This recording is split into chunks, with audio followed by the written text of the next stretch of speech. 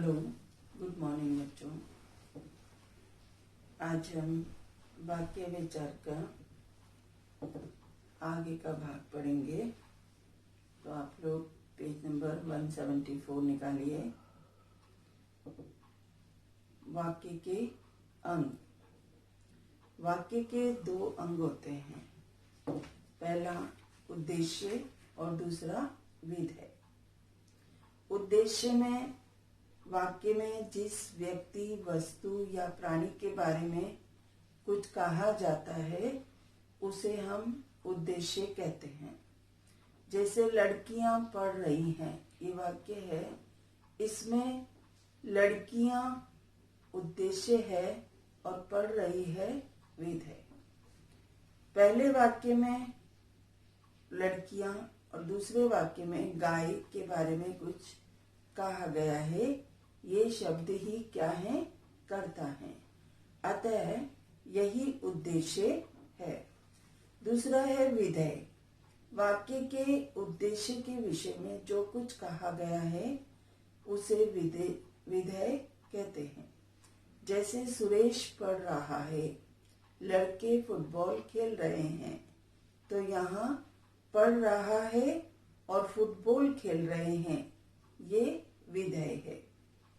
वाक्य में मुख्य विधेय तो वाक्य की क्रिया होता है, परंतु कर्ता तथा उसके विशेषण आदि को छोड़कर वाक्य का शेष अंश विधेय के अंतर्गत आता है।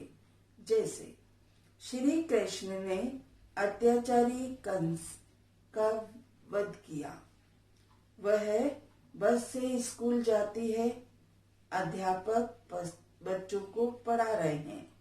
इन वाक्यों में जो रेखांकित शब्द हैं श्री कृष्ण, वह है अध्यापक, उद्देश्य है और बाकी सभी विधेय है।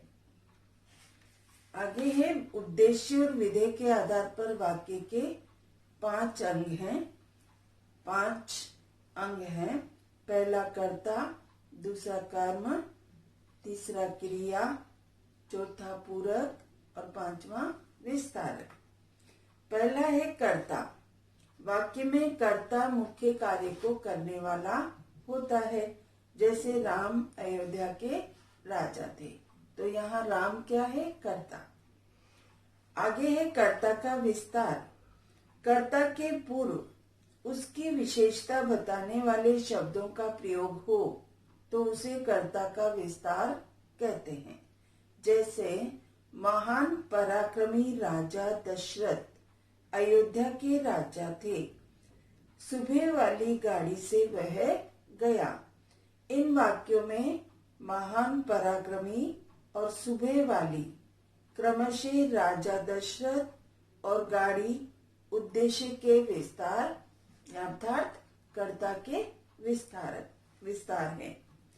आगे है कर्म। क्रिया के व्यापार का फल जिस पर पड़ता है उसे कर्म कहते हैं। जैसे राम पुस्तक पढ़ता है, सुनीता भोजन करती है। इन वाक्यों में पुस्तक और भोजन कर्म के परिचायक हैं। कर्म का विस्तार है। कर्म से पहले उसकी विशेषता बताने वाले शब्द या शब्दों को कर्म का विस्तार कहते हैं। जैसे मुंशी प्रेमचंद द्वारा लिखी पुस्तक पढ़ती है, सुनीता माँ द्वारा बनाया भोजन करती है। इन वाक्यों में रेखांकित शब्द या शब्दांश क्रमशः पुस्तक और भोजन कर्म की विशेषता बता रहे हैं। अतः ये क्या है? कर्म का विस्तार। आगे है क्रिया। क्रिया वाक्य का प्रमुख घटक है। सुमा खेलती है, इसके बिना वाक्य की कल्पना नहीं की जा सकती। यही वाक्य को पूर्णता प्रदान करती है। यदि क्रिया नहीं होगी तो हमारा वाक्य पूरा नहीं होगा। सुमा है वाक्य अपूर्ण लगता है जब तक कि खेलती क्रिया न लगाई जाए। आगे है पूरक। कुछ क्रिया अपने अर्थ को पूरा करने के लिए पूरक की सहायता लेती है। जैसे वह है, वह क्या है? कमजोर है, छोटी है, बड़ी है। तो वाक्य कमजोर पूरक जोड़कर अर्थ को क्या कर रहा है?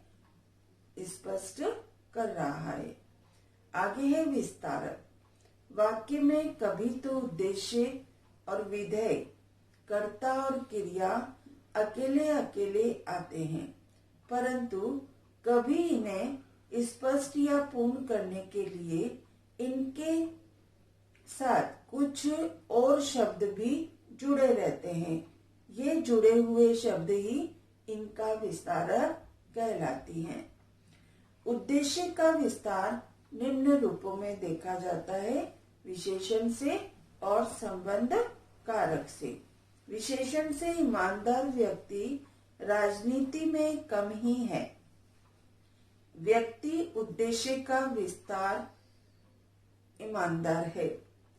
संबंध कारक में उसका घर बहुत बड़ा है, में उसका उद्देश्य घर का विस्तार है।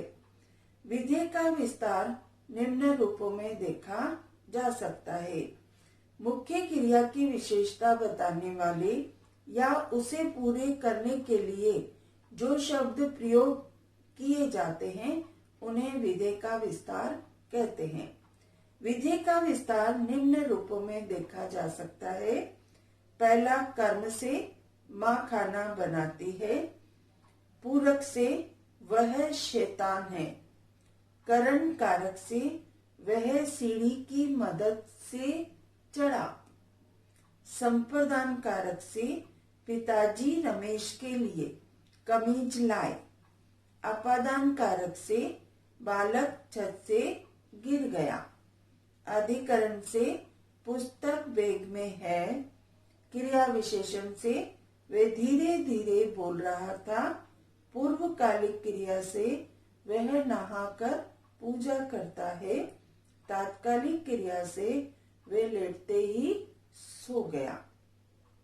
तो आज हम इतना ही पढ़ेंगे, आगे कल पढ़ेंगे।